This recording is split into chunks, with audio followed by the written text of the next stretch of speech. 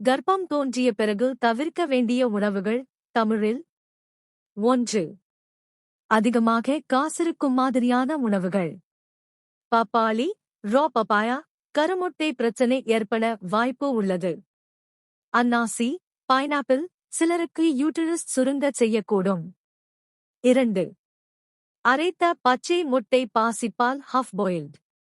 சால்மொனெல்லா பாக்டீரியாக்கள் இருப்பதால் முழுமையாக வெந்த முட்டை பால் மட்டுமே சாப்பிடவும். 3.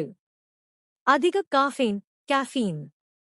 டீ, காபி, எனர்ஜி ட்ரிங்க்ஸ் அதிகமாக எடுத்தால் குழந்தை வளர்ச்சிக்கு தடையாக இருக்கும். நாள் 1க்கு 1 கப் அளவை கடந்தால் தவிர்க்கவும். 4. கடல் உணவுகள் மெர்க்குரி அதிகம் உள்ளவை.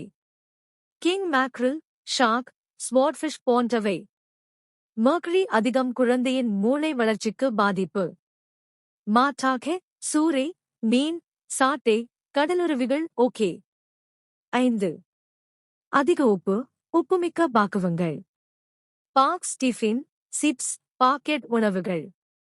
இரத்த அழுத்தம், ஹை பிபி, நீர்க்கட்டி, வாட்டர் ரிட்டென்ஷன் ஏற்பட வாய்ப்பு. 6. முட்டையுடன் செய்யப்படும் mayonnaise, raw egg based mayo. Raw egg based products பாதுகாப்பாக இல்லை. 7. பதப்படுத்திய மற்றும் பாசிச்சா உணவுகள், processed foods. Sausage, salami, processed meat. Bacteria இருப்பதால் தொற்றுகள் ஏற்படும். 8.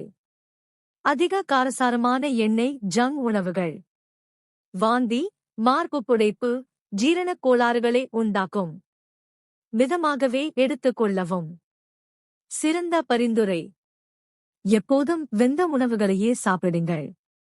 நன்கு சுத்தம் செய்த பழங்கள், காய்கறிகள். ஹோம்மேட் உணவுகளையே விரும்புங்கள். நீர் நிறைந்த உணவுகள், பூசணிக்காய், கம்பு கஞ்சி, சாறு வகைகள் உட்கொள்ளலாம்.